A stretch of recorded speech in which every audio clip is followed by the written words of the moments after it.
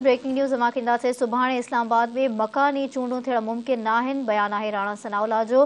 Breaking news आहे, नाज़रीन update कंदासीं। राणा सनाउल्लाह जो चवणु आहे त सुभाणे इस्लामाबाद में मकानी चूंडूं न थियण नामुमकिन आहिनि। अदालत जो हुकुम अखियुनि ते पर अमल जोॻो नाहे। नाज़रीन, 1000 पोलिंग स्टेशन्स लाइ घटि में घटि तकड़ा इंतज़ाम मुमकिन आहिनि। इस्लामाबाद में मकानी चूंडूं कराइण लाइ 4 खां 5 महीना लॻंदा। इस्लामाबाद हाई कोर्ट जे फ़ैसिले ते अपील दाख़िल कंदासीं। इस्लामाबाद में कानून मूजिबि ॿीहर तकबंदियूं कराइणियूं पवंदियूं। राणा सनाउल्लाह जो चवणु आहे त चूंडुनि लाइ रेंजर्स ऐं FC एहलकारनि खे बि घुराइणो पवंदो। वफ़ाक़ी घरू वज़ीर राणा सनाउल्लाह जो चवणु आहे त इस्लामाबाद में अॻु बि हमलो थी चुको आहे।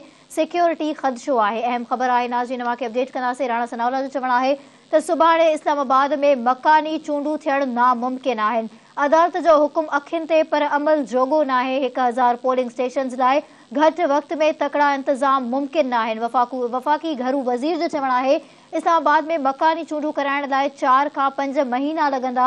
इस्लामाबाद हाई कोर्ट जे फ़ैसिले ते अपील दाख़िल कंदासीं। इस्लामाबाद में कानून मूजिबि ॿीहर तकबंदियूं कराइणियूं पवंदियूं। चूंडुनि लाइ रेंजर्स ऐं FC एहलकारनि खे बि घुराइणो पवंदो।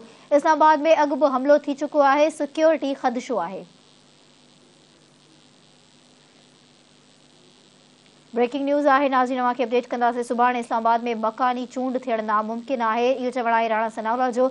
अदालत जो हुकुम अखियुनि ते पर अमल जोॻो नाहे। वफ़ाक़ी वज़ीर राणा सनाउल्लाह जो चवणु आहे त 1000 पोलिंग स्टेशन्स लाइ घटि वक़्त में तकड़ा इंतज़ाम मुमकिन नाहिनि।